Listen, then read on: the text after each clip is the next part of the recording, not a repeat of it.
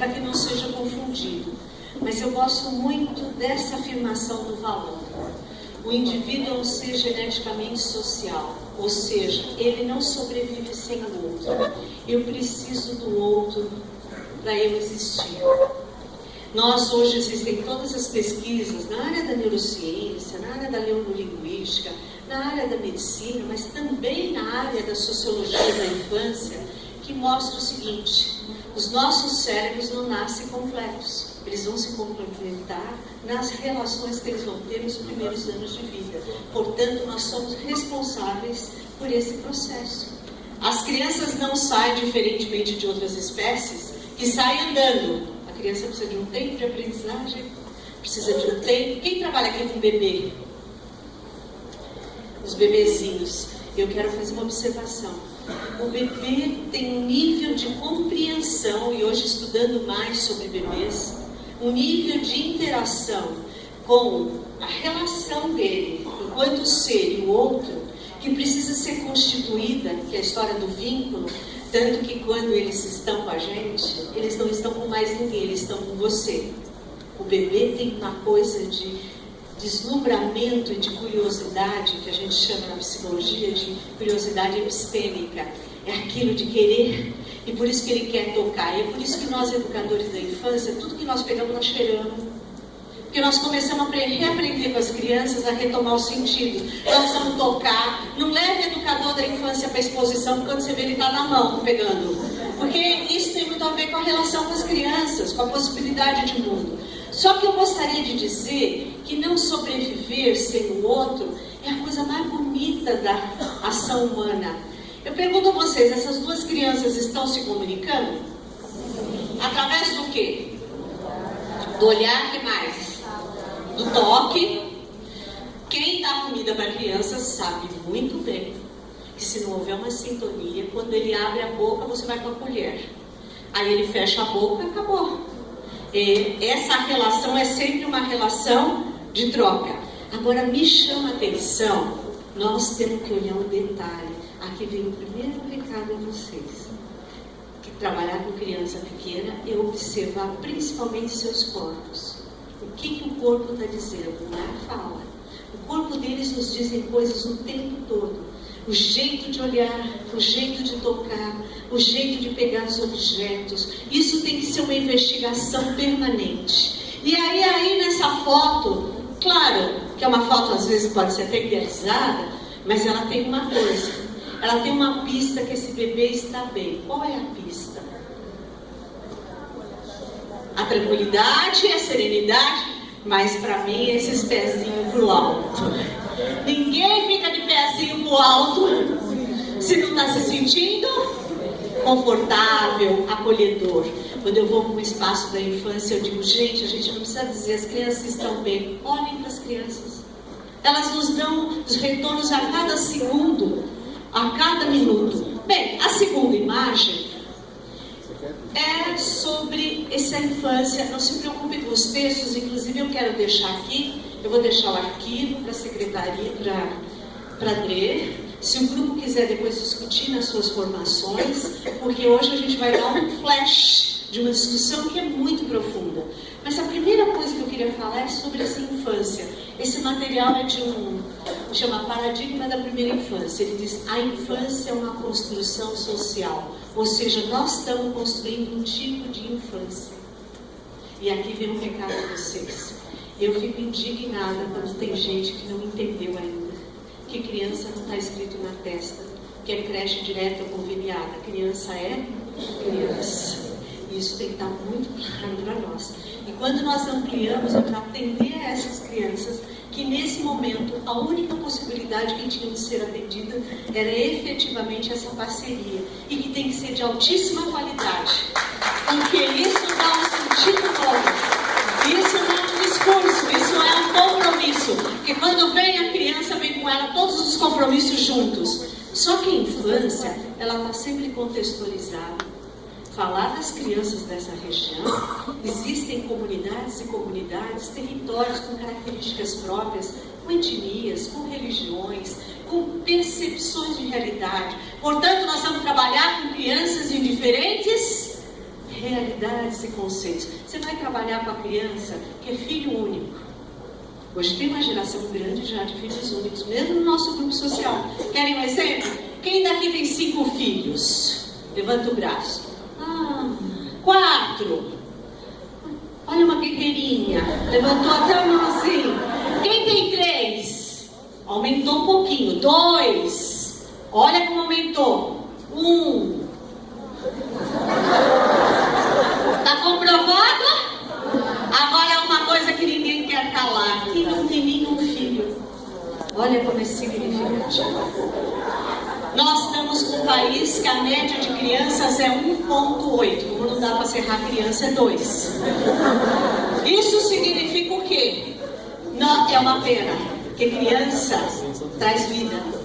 Diminui o número de crianças e com isso ocorre um outro fenômeno muito sério, que é a terceira questão. As crianças são atores sociais que nos provocam a ver o mundo de outra forma. E ao mesmo tempo, seus relacionamentos, a cultura da infância é uma cultura própria para cada contexto, para cada realidade. Ao mesmo tempo, as crianças têm voz, só precisam ser escutadas. Cadê a voz das crianças? E tem gente que diz assim, mas criança de 2, de 3... Gente, a voz da criança de 2 e 3 existe de múltiplas linguagens. Elas estão nos falando, eu sempre conto da revolução dos bebês no local que eu trabalhei. A gente montou uma sala lindíssima. Eles primeiro estavam confinados no espaço, a gente tinha os berços. Eu sou da época dos berços ainda. Que a gente tacava as crianças no berço, os coitadinhos ficavam ali. E aquilo foi nos incomodando, a gente tirou. Aí colocou os colchonetes, aí cercou tudo. E num dia a gente tomou a decisão, adultos, vamos transferir os bebês daquela sala para outra ampla. Essas crianças choraram a manhã inteira. E as pessoas diziam, mas como é que pode? Foi para um lugar melhor, cheio de brinquedo. Mas eles não foram avisados, eles eram sujeitos históricos, eles precisavam de uma adaptação daquele espaço para o outro. Porque a gente não muda a gente como muda o objeto. Eles não são mesa, cadeira, eles são pessoas. Pensar, estou sendo clara? Às vezes a gente esquece desse detalhe tão maravilhoso.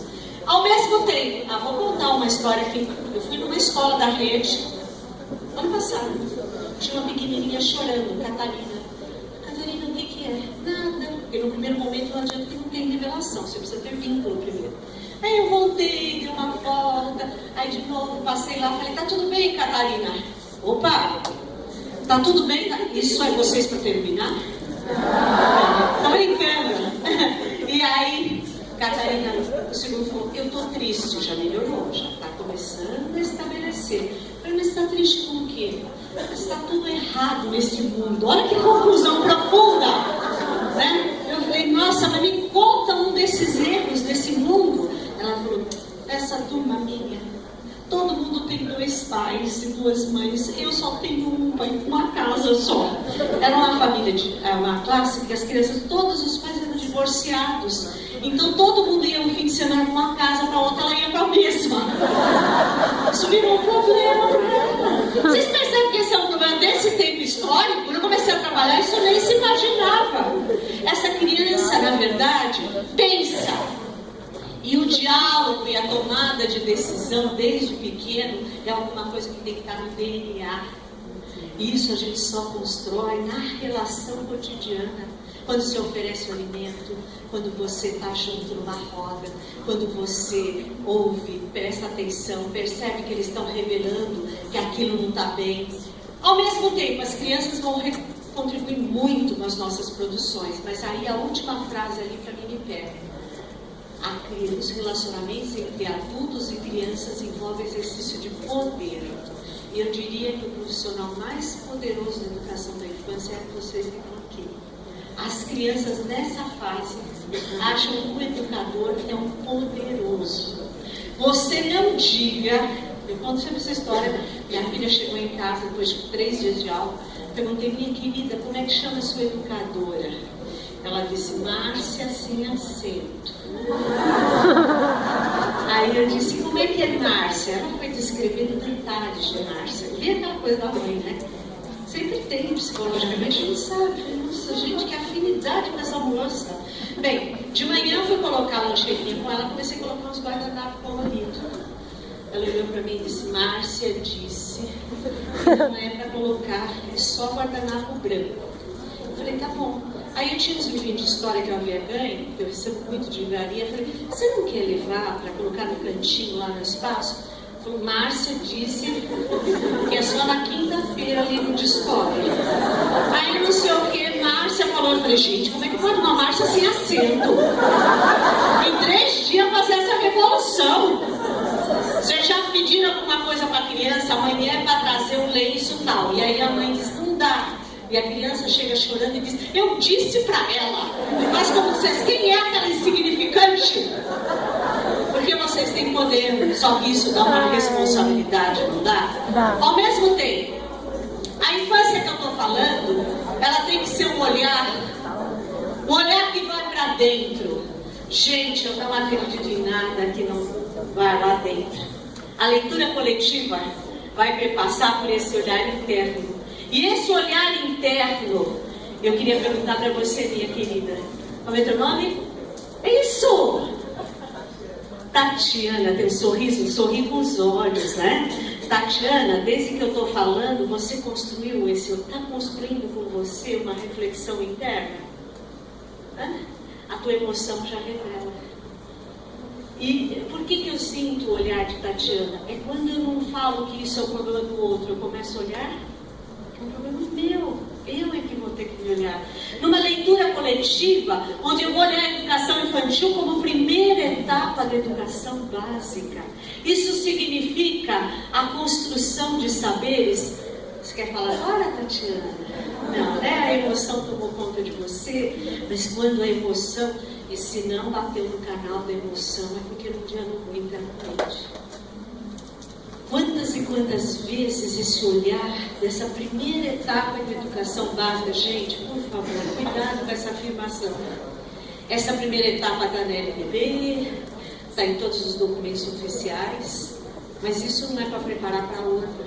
Ela tem importância em si. Ninguém entra na educação infantil para um dia ser feliz. Ela tem que ser feliz desde o primeiro dia que entrou. E isso tem que ser um compromisso nosso. Nós estamos tirando as infâncias de muitas crianças, fazendo com que elas deixem de viver coisas do seu tempo e construam saberes próprios daquele momento, de buscar. Você vê qual é a maior satisfação de uma criança quando está trabalhando com jogos? Não é a hora da construção, é quando ela bate o pé e destrói tudo que ela fez. Ela quer a construção e a desconstrução. Isso tem explicações. Vygotsky diz, eu só chego na perspectiva superior do conhecimento quando eu consigo desconstruir aquilo que eu já reconstruí e eu construo de novo. E aí vem a ideia da formação das redes, as redes humanas, desde as redes neuronais, as redes relacionais, as redes de perspectiva. Ao mesmo tempo, eu queria dizer que existem categorias para olhar para as crianças. A primeira categoria é o que a gente chama, eu tenho estudado muito semiótica, né? Esse olhar fixo. É gente que olha as coisas numa única direção. Se a gente não tomar cuidado, isso é verdadeiro para nós. A gente olha e generaliza. O segundo olhar é aquele olhar que olha mais fluido. Mas o terceiro olhar é o olhar aberto. Aberto para enxergar aquilo que a gente ainda não viu. E às vezes a gente acha que já viu tudo, mas não viu. A gente pensa que aquilo dali... Eu faço um retrato que chamo retrato de rede, quando eu trabalhava no instituto. Primeira parte é o que eu vejo na rede, que é colorido. O que eu vejo na rede, que é alguma coisa que eu preciso ainda olhar melhor. E o que eu vejo, que eu não consigo ver ainda. Queria que hoje, quando vocês saíssem daqui, vocês fossem para o espaço de vocês, e olhassem o espaço de vocês e se perguntassem o que eu ainda não estou conseguindo ver. Com muita humildade, eu quero dizer para vocês que nesses últimos 35 anos trabalhando, eu entro e aprendo todo dia coisas que eu nunca tinha visto antes. E que eu comecei a ver a partir da interação com as crianças, a partir do sentimento que a gente vai constituindo, a partir do compromisso ético. O Brás falou de curso ético. para mim isso é fundamental, principalmente para quem está trabalhando com criança. O Ives Delatare tem um texto lindo que diz: até os 5 anos a criança constrói a sua estrutura ética e moral. Sabe o que é isso, do ponto de vista de relações? Nós estamos construindo a estrutura ética e moral. E ao mesmo tempo, por favor, eu quero deixar muito claro que as bases desse trabalho, elas têm que ser muito bem constituídas. Para não falar umas palavras complicadas, mas vou tentar retomá-las. Aqui uma observação: trabalhe bem a linguagem com os pais, com as famílias. A melhor forma de ser eficiente é justamente se comunicando para que o outro entenda. Se o outro não entendeu, não tem intelectualidade em relação a isso. Isso é, no mínimo, desrespeito aos saberes que o outro traz. Então, uma vez uma creche que eu estava trabalhando, chegou uma criança, uma mãe saindo triste. Eu falei: por que você está assim, mãe? Eu estou sempre pesquisando gente triste, porque eu me preocupo muito com isso. Ela disse: não, é que minha filha está com uma doença estranha. Eu falei: você sabe, que doença que ela disse? Controle de esfíncteres. Gente, por que não dizer para essa mãe do cocô e do xixi dessa criança? Eu cansei de dar banho em crianças, eu dei muitos banhos, e nem por isso eu me deixei ser menos importante. Quem cuida do ser humano não tem ações menos ou mais importantes. Quantos narizes eu limpei, e como eu me sinto feliz por ter feito isso. Eu lembro de um menino que estava o tempo todo escorrendo o nariz, e aí, vocês vão receber uma... Só vou fechar. Um dia eu cheguei na unidade e percebi que aquele nariz não parava de escorrer. E aí eu fiz uma pergunta: por que esse nariz... Chamei a mãe para conversar, olha que equívoco. A abordagem, a mãe olhou e disse: eu também não sei, ele é muito difícil. Tudo ficou ocupado na criança. Levamos ao médico para fazer Esse menino tinha pedido sensibilidade nesse espaço. Portanto, podia escorrer o quanto queria. Não era que ele era descuidado, era que na verdade ele tinha uma característica. E eu fechando com a ideia de que, e agora com vocês, alguém que vai poder falar com muita propriedade por isso, que é responsável por uma revolução nessa cidade. Fernanda Haddad.